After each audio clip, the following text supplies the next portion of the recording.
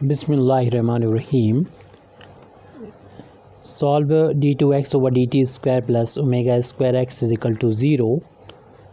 ये differential equation है। The differential equation of the simple harmonic oscillator, यानी ये यूजुअली फ़िज़िक्स की प्रॉब्लम रहती है। ये फ़िज़िक्स में जो ऑसिलेटर होता है हार्मोनिक, सिंपल हार्मोनिक ऑसिलेटर, उसका ये डिफरेंशियल इक्वेशन है, इसे सॉल्व करना।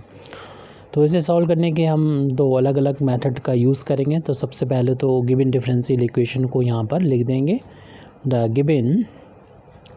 Given differential equation is d2x over dt square plus omega square x is equal to zero. अब यहाँ पर d ओवर dt को अगर हम कैपिटल D नोटेशन से डिनोट करें तो ये हो जाएगा, जो कि सेकंड बार डिफ्रेंसिएशन हो रहा है सेकंड टाइम्स, तो डी स्क्वायर से डिनोट करते हैं। D square x plus omega square x is equal to zero. और यहाँ से एक्स को राइट हैंड साइड में बाहर ले लेंगे तो ये D square plus omega square is equal to zero हो जाएगा। ये हम देख रहे हैं लीनियर डिफरेंशियल इक्वेशन आ चुका है। और इसको सॉल्व करने के लिए हम दो पार्ट में इसको सॉल्व करते हैं, कॉम्प्लीमेंट्री फंक्शन और particular integral. Right hand side में अगर ज़ीरो है तो पर्टिकुलर इंटीग्रल की वैल्यू भी ज़ीरो होगी, यानी हमें सॉल्व करने की ज़रूरत नहीं, सिर्फ कॉम्प्लीमेंट्री फंक्शन ही इसका सोल्यूशन हो जाएगा। तो कॉम्प्लीमेंट्री फंक्शन निकालने के लिए हमें ज़रूरत होती है इस डिफरेंशियल इक्वेशन की एक्सिलरी इक्वेशन की। द एक्सिलरी का मतलब होता है हेल्पिंग सहायक। एक्सिलरी इक्वेशन इज़, तो इस डिफरेंशियल इक्वेशन की एक्सिलरी इक्वेशन फाइंड करना हो तो जहाँ d है उसकी जगह पर आप m कर दीजिए और बाकी चीज़ें ऐसी लिख रहे हैं। जो x का जो डिपेंडेंट वेरिएबल है यहाँ पर x, उसका कोफिशिएंट में जो d का फंक्शन है उसमें d की जगह पर m कर देंगे और उसको ज़ीरो के बराबर पुट कर देंगे। यहाँ पर इंडिपेंडेंट वेरिएबल जो था वो t था और डिपेंडेंट वेरिएबल x। तो x की वैल्यू इन टर्म्स ऑफ हमें t फाइंड करना है, यही डिफरेंशियल इक्वेशन का सॉल्यूशन होगा।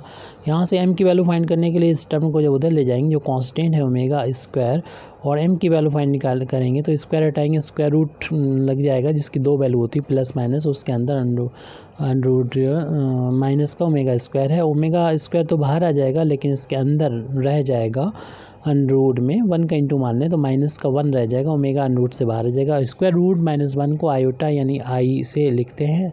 तो इस तरीके से m की इमेजिनरी वैल्यू दो आ गई, एक प्लस की आई ओमेगा हो गई, दूसरे की माइनस की आई ओमेगा हो गई। m की ये वैल्यू जो है उसका यूज़ करते हुए हम जो कॉम्प्लीमेंट्री फंक्शन ऑफ x है उसको लिख सकते हैं, यानी x की वैल्यू यहाँ पर इस तरीके से कम्प्लीमेंट्री फंक्शन इस तरीके से लिख सकते हैं कि पहली m की वैल्यू के लिए हम यूज़ करेंगे जो कांस्टेंट है, माना कि a यूज़ कर लेते हैं आर्बिट्री कांस्टेंट, और e टू द पावर यहाँ पर जो भी m की वैल्यू वो लिख के उसमें मल्टीप्लाई कर देंगे इंडिपेंडेंट वेरिएबल जो कि t है।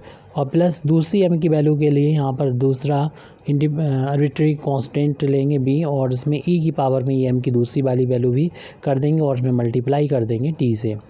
तो ये भी लिखने का तरीका है, और भी दूसरे लिखने के तरीके हैं वो यहाँ पर हम बना देंगे, क्योंकि जो प्रॉब्लम हमें फिज़िक्स से आती हुई मालूम पड़ रही है, मैथमेटिक्स में तो हम लोग डायरेक्ट उसको कर देते हैं, उस फार्मूले को जो बन जाता है उसको हम डिटेल में यहाँ पर बताना चाह रहे हैं। तो कम्प्लीमेंट्री फंक्शन यहाँ पर आगे इतना भी छोड़ सकते हैं, या कम्प्लीमेंट्री फंक्शन ही चूँकि इसका सोल्यूशन है, क्योंकि पर्टिकुलर इंटीग्रल ज़ीरो हो जाएगा इसलिए हम इसको और सॉल्व करके बता दे रहे हैं। तो a इंटू आप यहाँ इतना भी लिख सकते हैं, या आगे जो हम सॉल्व कर लिखें उसे डायरेक्ट भी लिख सकते हैं। तो इसमें हम लोग यूलर फार्मूला लगाएं। यूलर फार्मूला आपको मालूम ही है क्या होता है, यहाँ पर बता दे रहे हैं। E to the power I Z बराबर होता है कॉस जेड और प्लस आई साइन जेड। इस फार्मूले का, यूलर फार्मूले का हम यूज़ करेंगे और उससे हम इनकी और इनकी वैल्यू रखेंगे। Means e to the power i omega t की वैल्यू हो जाएगी कॉस ओमेगा टी प्लस का आई साइन ओमेगा टी। इसी तरीके से यहाँ पर भी हम ई की पावर माइनस आई ओमेगा टी लिख देंगे। तो इसमें यूलर फार्मूला इसका भी होता है, माइनस के लिए भी ई की पावर माइनस आई जेड बराबर होता है कॉस जेड माइनस का आई साइन जेड होता है, यानी आई का साइन जो होता है वो चेंज हो जाता है, यानी ये वैल्यू हो जाएगी कॉस ओमेगा टी, आई का कोफिशिएंट ओमेगा टी है, और फिर माइनस का हो जाएगा आई इंटू साइन ओमेगा टी। अब यहाँ पर ब्रैकेट ओपन कर दें, ए का अंदर मल्टीप्लिकेशन कर दें, तो यहाँ पर जो x का जो कॉम्प्लीमेंट्री फंक्शन है वो आ चुका है, x जो डिपेंडेंट वेरिएबल है। तो a कॉस ओमेगा टी और प्लस इसका इधर इंटू होगा तो i into a into sine omega t हो जाएगा। ऐसे फिर b का इंटू करेंगे तो plus b into cos omega t हो जाएगा, minus i into b into sine sine omega t हो जाएगा। इन दोनों में से अगर हम कॉस को कॉमन ले लें तो हमारे पास मिलेगा A plus B into cos omega T मिलेगा। और इन दोनों में से अगर हम साइन ओमेगा टी कॉमन ले लेंगे तो आई ए तो इस वाले में बचेगा और माइनस आई बी इस वाले ब्रेक का बचेगा, और ये हमारा साइन ओमेगा टी आ गया। जो तो कॉम्प्लीमेंट्री फंक्शन ही चल रहा है। तो आप इसको और इसको एक नया वेरिएबल भी मान सकते हैं, तो क्योंकि नए कांस्टेंट भी मान सकते हैं। ए भी कांस्टेंट है, यहाँ पर बी भी कांस्टेंट है। मान लिया कि ए प्लस बी एक नया कांस्टेंट, इसको हम C1 मान ले सकते हैं। और इसी तरीके से आई ए माइनस आई बी को एक नया कांस्टेंट C2 मान लें। तो इस तरीके से हमारा जो कॉम्प्लीमेंट्री फंक्शन चल रहा है C1 हो जाएगा कॉस ओमेगा टी, यानी ए प्लस बी की जगह रख दिया और इस ब्रैकेट की जगह रख दिया C2, तो C2 into sine omega T. तो कॉम्प्लीमेंट्री फंक्शन आप डायरेक्ट एम की वैल्यू जो मिली है उसे देख के यहाँ पर लिख सकते हैं C1 कॉस, जो एम की वैल्यू मिली है ओमेगा, अगर इमेजिनरी है आई तो आई को छोड़ के ओमेगा टी से मल्टीप्लाई कर देंगे तो डायरेक्ट ये भी आप लिख सकते थे कॉम्प्लीमेंट्री फंक्शन। यानी ये जो है यहाँ से होता है फंडामेंटल फार्मूला, और उसको फिर इस तरीके से सॉल्व करते हैं तो ये वैल्यू आ जाती है। तो इसको डायरेक्ट भी यूज़ कर सकते हैं। और फिर उसके बाद पर्टिकुलर इंटीग्रल की वैल्यू भी निकालें। तो पर्टिकुलर इंटीग्रल तो 1/, में हम लोग जानते हैं निकालने, हालांकि 0 आएगा पहले बता चुके हैं, लेकिन निकालना और सवालों के लिए बता देंगे।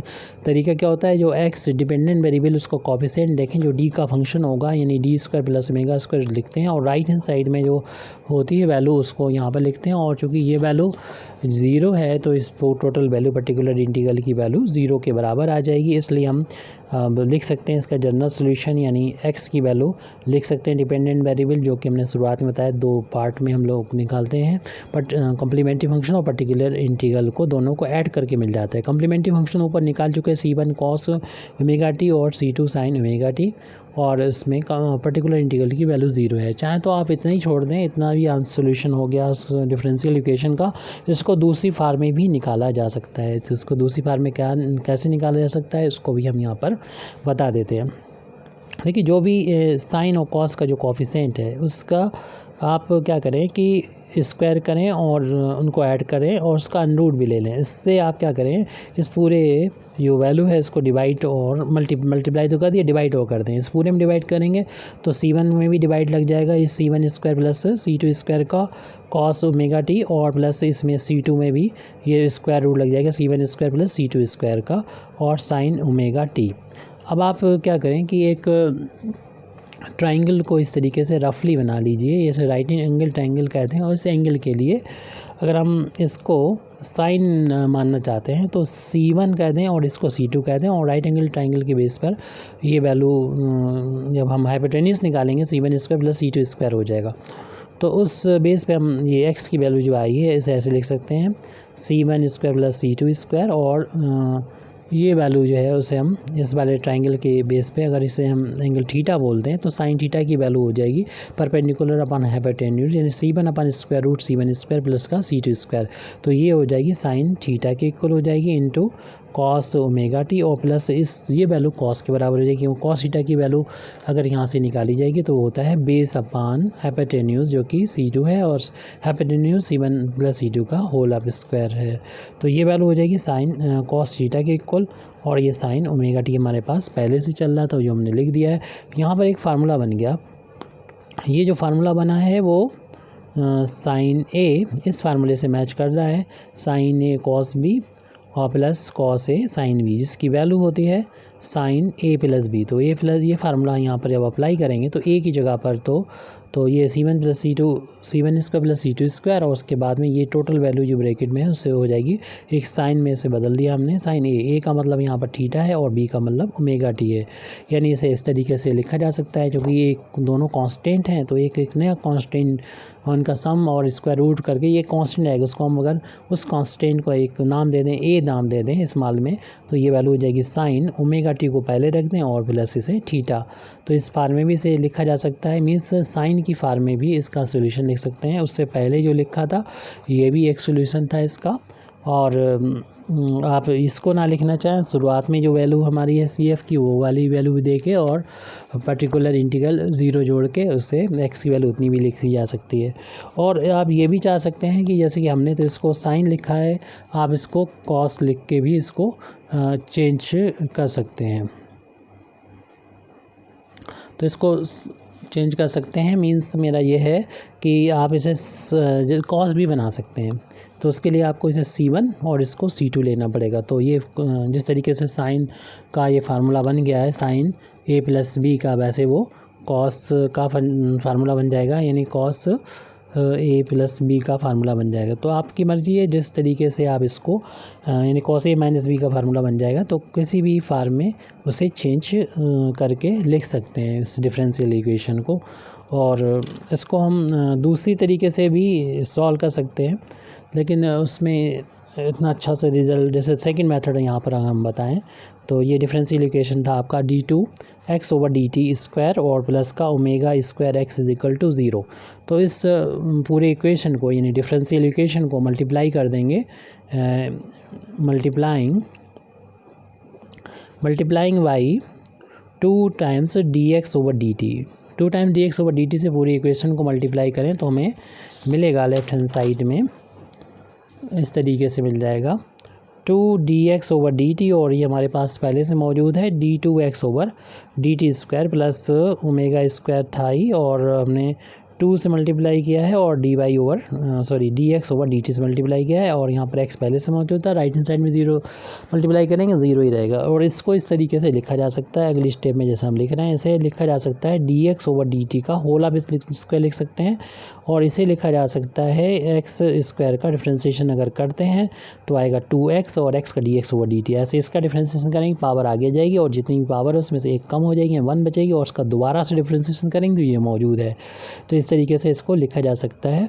और अगर हम इसको इंटीग्रेट कर दें तो अगर हम सॉल्व करना चाह रहे हैं डिफरेंशियल इक्वेशन को इंटीग्रेटिंग, तो उसे इंटीग्रेट करना पड़ता है। Integrating with respect to t के रिस्पेक्ट में इसको इंटीग्रेट करेंगे d/dt, और ये dx/dt का होल स्क्वायर है, dt के रिस्पेक्ट में टर्म बाई टर्म इंटीग्रेशन करेंगे।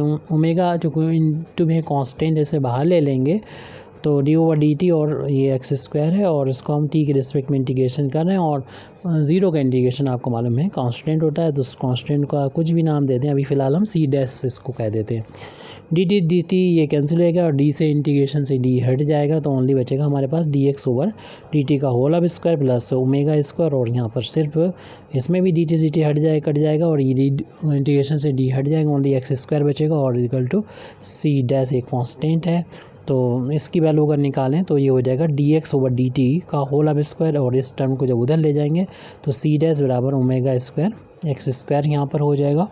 और फिर हम इन स्क्वायर यहाँ से हटाएंगे तो इधर स्क्वायर रूट लग जाएगा, तो dx/dt की वैल्यू हो जाएगी स्क्वायर रूट, यहाँ पर स्क्वायर रूट आ जाएगा c' - ω² x² से। क्योंकि हमें यहाँ पर इंटीग्रेट करना होगा तो इस x का जो कोफिशिएंट है वो 1 बनाना होगा, तो उससे पहले वेरिएबल को सेपरेट कर लेते हैं। वेरिएबल को सेपरेट करेंगे तो यहाँ पर इसको उधर ले आएंगे, dx के नीचे ले आएंगे पूरे x वाले फंक्शन को, क्योंकि ये इसमें x है तो x का पूरा फंक्शन हो गया। dt को राइट हैंड साइड में ले जाएंगे और दोनों साइड इंटीग्रेट कर देंगे, तो इंटीग्रेट करेंगे तो 1/√, ये c' माइनस का ω² x² है, और यहाँ पर हम ये x के dx लिखा हुआ है और यहाँ पर dx/dt लिखा हुआ है। और यहाँ इसको इंटीग्रेट करने के लिए हमें x² का जो कोफिशिएंट है ω² 1 होना चाहिए, तो 1 कर लें आसानी रहेगी, नहीं तो हमें कुछ मानना पड़ेगा। तो इसको हम इसमें पूरे से इन दोनों टर्म से बाहर ले लेते हैं, हालांकि टोटल से बाहर ले सकते हैं लेकिन स्टेप बाय स्टेप कर रहे हैं। ओमेगा से स्क्वायर अगर बाहर लिया तो यहाँ पर तो c' है, तो आपको इसमें तो है नहीं ओमेगा, तो अपान में इसे डिवाइड करना पड़ेगा, ताकि ब्रैकेट ओपन करें ओमेगा से ओमेगा कैंसिल होकर वही c' आ जाए। -x² बचेगा और यहाँ पर dx लिखा हुआ है, और इधर 1 का इंटू मान सकते हैं जिसका t के रिस्पेक्ट में इंटीग्रेशन होता है करना है। ω² स्क्वायर रूट से बाहर हो जाएगा ओमेगा की फॉर्म में, तो 1/ओमेगा के फॉर्म में इंटीग्रेशन के साइन से भी इसको बाहर ले लें तो हमारे पास बचेगा 1/, ये जो वैल्यू है कांस्टेंट है सी डैश, और ओमेगा भी कांस्टेंट है। इसको हम c dash upon omega square को एक नया कांस्टेंट जो है वो दे रहे हैं, उसका नाम सी कर दे रहे हैं, सी स्क्वायर कर दे रहे हैं एक्स स्क्वायर, क्योंकि कांस्टेंट को किसी भी फॉर्म में लिखा जा सकता है। और 1 का इंटीग्रेशन टी हो जाएगा, टी इसके रिस्पेक्ट में एक नया कांस्टेंट इसमें भी हमें ऐड करना पड़ेगा। माना वो अभी हमने सी डबल डैश ऐड कर लिया है, यहाँ पर सी डबल डैश ऐड कर लिया है। तो ये जो है वो इंटीग्रेशन किसका होता है आपको मालूम है, यहाँ कांस्टेंट हो, यहाँ पर जो है वो वेरिएबल हो, उसका स्क्वायर हो।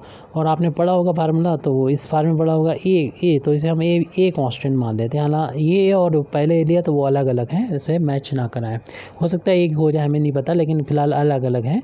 और बाद में हम अगर चेक करें तो हो सकता है ये वैल्यू एक ही हो, फ़िलहाल अभी नहीं मालूम हमको, ये अलग अलग मान के ही चले आप। जो पहला मेथड हमने बताया था उसमें ए बी ही यूज़ किया था।